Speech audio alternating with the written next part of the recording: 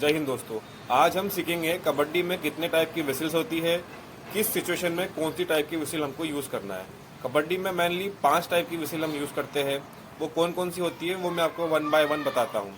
एक विसिल होती है लॉन्ग एंड शॉर्ट विसिल, एक होती है शॉर्ट एंड लॉन्ग विसिल, एक होती है शॉर्ट विसिल, एक होती है लॉन्ग विसिल, एक होती है शॉर्ट कंटिन्यू विसिल। ओके, ये मेनली 5 टाइप की विसिल में हम हमारा पूरा कबड्डी का गेम चला लेते हैं। फर्स्ट विसिल कौन सी होती है? Short long and short whistle. जब हम मैच को स्टार्ट करते हैं,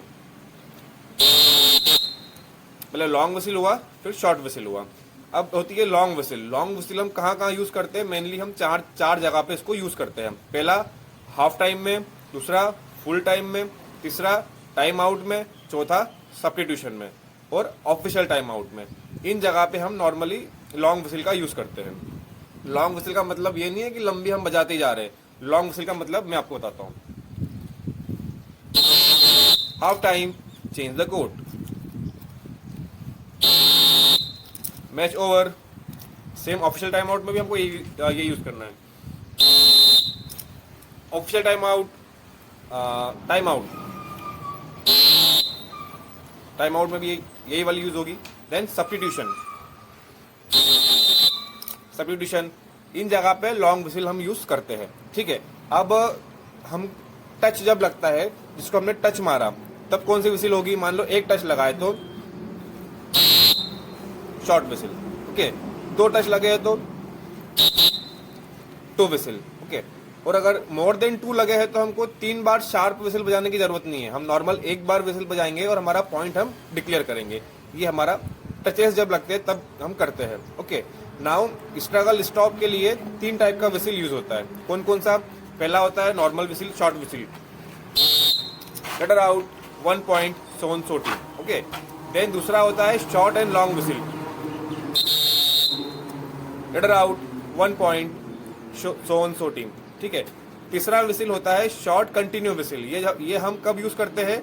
जब हमने स्ट्रगल स्टॉप का विसिल बजाया, उसके बाद भी स्ट्रगल स्टॉप नहीं हुआ, देन हमको ये विसिल जब तक कंटिन्यू रखना जब तक स्ट्रगल स्टॉप नहीं हो जाता।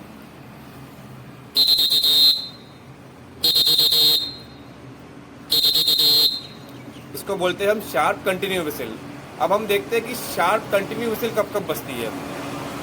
पहली बजती है स्ट्रगल स्टॉप में।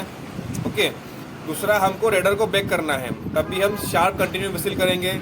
हमको रेडर को बताना है कि उसका 30 सेकंड का टाइम ओवर हो गया है, तो भी हम वही करेंगे। जब रेडर आउट ऑफ बाउंड्स हो जाता है, मतलब लॉबी आउट हो जाता है ना, सेल्फ आउट हो जाता है, रेडर जब सेल्फ आउट होता है तब भी हम उसको ऐसे ही शार्प कंटिन्यू विसिल करते हैं। ठीक है, ये हमारी कबड्डी में मेनली विसिल्स यूज होती है। अब विसिल बजाने में हमको ध्यान इस बात का रखना है कि कई बार क्या करते हैं कि हम विसिल जो कंट्रोल होती है वो आपकी जीवान, जो आपकी टंग है ना, उससे कंट्रोल होती है। जैसे मान लीजिए ये मेरी टंग है ना, तो इससे हमको इससे विसिल कंट्रोल करना है। कुछ लोग क्या करते हैं, फूक मारते हैं। आपको वो भी समझ में आएगा कि जब अच्छी विसिल कब बज रही है और खराब विसिल कब बज रही है, कब फूक मार रहे हैं और कब विसिल ढंग से बज रही है। ये हम फूक मार रहे हैं, इसमें ये अच्छा टाइप ऑफ विसिल नहीं होता।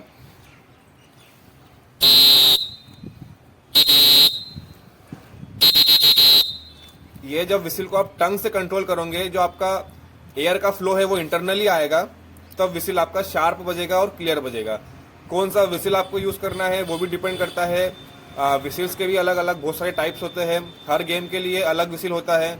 हमारे गेम के लिए अलग विसिल है। 3-4 टाइप का विसिल हमारे गेम में हम यूज करते हैं। ओके, विसिल आपका क्लियर होना चाहिए, विसिल आपका शार्प होना चाहिए। ओके, और हर कंडीशन के लिए आपका विसिल अलग होना चाहिए। ऐसा नहीं है कि आप मैच स्टार्टिंग में भी सेम बजा रहे हो, हाफ टाइम में भी सेम बजा रहे हो, मैच एंड में भी सेम बजा रहे हो। आपको कौन सी टाइप की विसिल कब यूज करना है इसका आपको नॉलेज होना चाहिए।